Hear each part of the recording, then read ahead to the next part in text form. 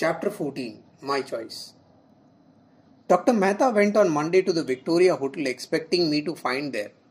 He discovered that we had left, got our new address, and met me at our homes. Through sheer folly, I had managed to get ringworm on the boat.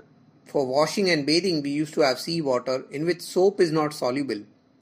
I, however, used soap, taking its use to be a sign of civilization, with the result that instead of cleaning the skin, it made it greasy. Now this gave me ringworm. I showed it to Dr. Mehta, who told me to be applying acetic acid. I remember how the burning acid made me cry. Dr. Mehta inspected my room and its appointments and shook his head in disapproval. "This place won't do," he said. "We come to England not so much for the purpose of studies as for gaining experience of English life and customs. And for this you need to live with a family. But before you do so, I think you had better serve a period of apprenticeship with... I'll take you there." I gratefully accepted the suggestion and removed to the friend's room. He was all kindness and attention. He treated me as his own brother, initiated me into English ways and manners, and accustomed me to talking him at the language. My food, however, became a serious question. I could not relish boiled vegetables cooked without salt or condiments. The landlady was at a loss to know what to prepare for me. We had oatmeal porridge for breakfast, which was fairly filling, but I was always starved at lunch and dinner. The friend continually reasoned with me to eat meat, but I always pleaded my woe and then remained silent. But for luncheon and dinner we had spinach and bread and jam too. I was a good eater and had a capacious stomach, but I was ashamed to ask for more than 2 or 3 slices of bread, as it did not seem correct to do so. Added to this, there was no milk either for lunch or dinner. The friend once got disgusted with the state of things and said, "Had you been my own brother, I would have sent you packing.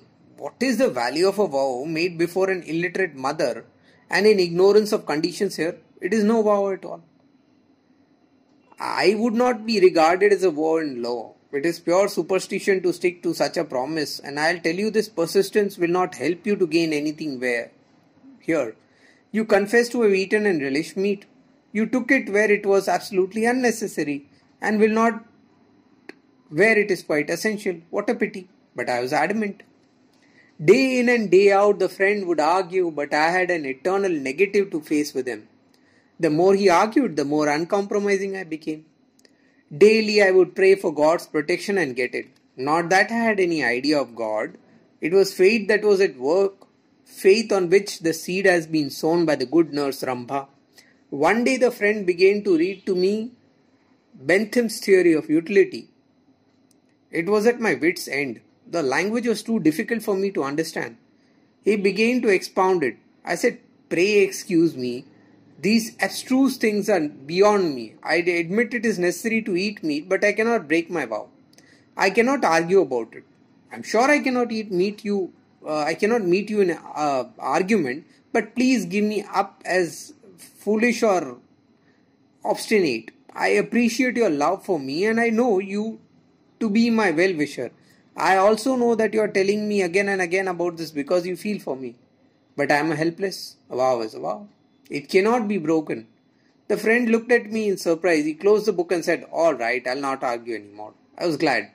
He never discussed the subject again, but he did not cease to worry about me. He smoked and drank, but he never asked me to do so. In fact, he asked me to remain away from both. His own anxiety was lest I should become very weak without meat and thus be unable to feel at home in England. Now, that is how I served my apprenticeship for a month. The friend's house was in Richmond, and it was not possible to go to London more than once or twice a week. Dr. Mehta and Sri Dalpatram Shukla therefore decided that I should be put with some family.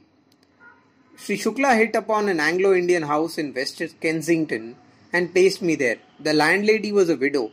I told her about my vow. The old lady promised to look after me properly, and I took up my residence in the house. Here too I practically had to starve. I had sent for sweets and more eatables from home, but nothing had come yet. Everything was insipid. Every day the old lady asked me whether I liked the food, but what could she do? I was still as shy as ever and dared not to ask for more than was put before me. She had two daughters. They insisted on serving me with an extra slice of bread or two.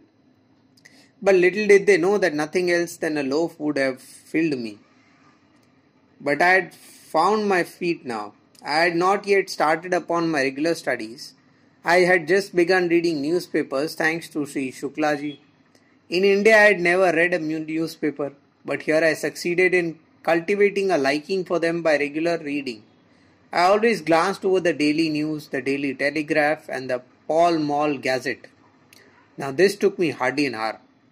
I therefore began to wander about.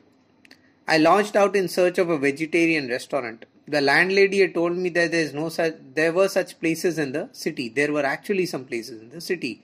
I would trot 10 or 12 miles each day, go into a cheap restaurant and eat my fill of bread, but would never get satisfied. During these wanderings, I once hit on a vegetarian restaurant in Farrington Street. The sight of it filled me with joy that a child feels on getting a thing again after its own heart. But before I entered, I noticed books for sale exhibited under a glass window near the door. I saw from them Salt's plea for vegetarianism. This I purchased for a shilling and went straight to the dining room. This was my first hearty meal since my arrival in England. God had come to my aid. I read Salt's book from cover to cover and was very much impressed by it.